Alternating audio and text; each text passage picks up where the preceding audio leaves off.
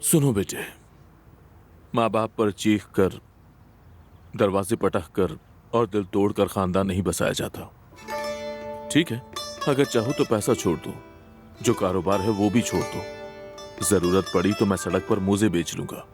तुम्हारी शादी का खर्च उठाऊंगा मैं, और तुम्हारे लिए घर बना दूंगा।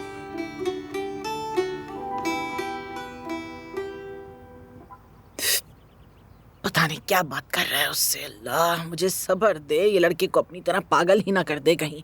उसके मासूम दिमाग में उल्टे सीधे ख्याल डालेगा, कोई भरोसा नहीं। उफ। लड़की, मेरी बात सुनो, तुम कुछ मत कहना और वो जो भी कहे उस पर हाँ में हाँ मिलाना। फिक्र ना करो, मैं सब ठीक कर दूंगी। समझ आई तुम्हें? हाँ।